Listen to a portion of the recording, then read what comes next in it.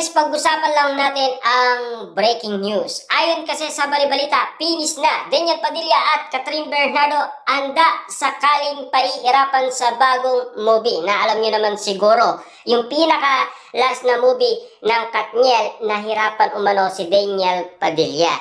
Sana siya yung naging kalab team ni Catherine Bernardo sa Hello, Love, Goodbye. Kaso nga lang kasi si Daniel Padilla ay bitbit niya ang kanyang karakter sa The House of Us. Kaya nagpahinga muna ito.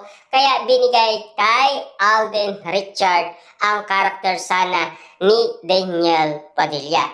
Pero pumayag naman si Daniel Padilla kay Alden Richard para magsama sila ni Catherine Bernardo. Pero ang pinag-uusapan, mas pahihirapan daw ni Direk Cathy ngayon sina Daniel Padilla at Catherine Bernardo sa bagong movie nilang pinag-uusapan ngayon. Walang iba kundi ang After Forever.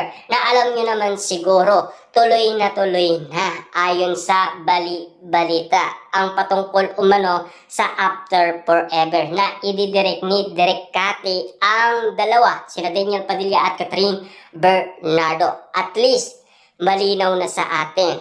Parang ang mangyayari yan, mas igit pa daw sa cut din ang gagawin ni Direk Cathy sa Katniel. Mas mahirap na ang shooting nila Catherine Bernardo at Daniel Padilla na sigurado naman daw nakakayanin ni Catherine Bernardo. Kung nakaya daw niya ang movie na Hello, Love, Again, at siyempre mas kakayanin naman ni Daniel Padilla ang After Forever dahil sa pagsubok na naranasan niya sa teleseryeng Incognito sa pagiging action star ni Daniel Padilla.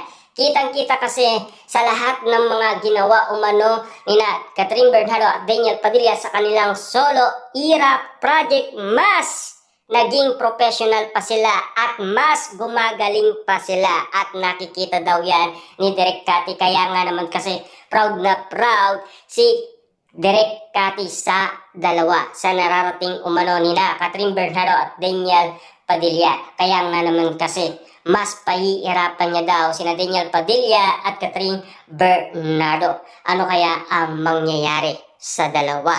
Mas susubaybayan pa yan ng karamihan, lalong-lalo na kasi ang mga Katniel fans dahil abangers na sila sa mangyayari. Dahil alam nyo naman siguro, sa abroad din yan isushoot ni Direk Cathy. Nakalaan talaga yan sa Katniel dahil pumirma na sila ng kontrata noon 2020 at 2025. Na alam nyo naman siguro, bitin na bitin tayo, di ba?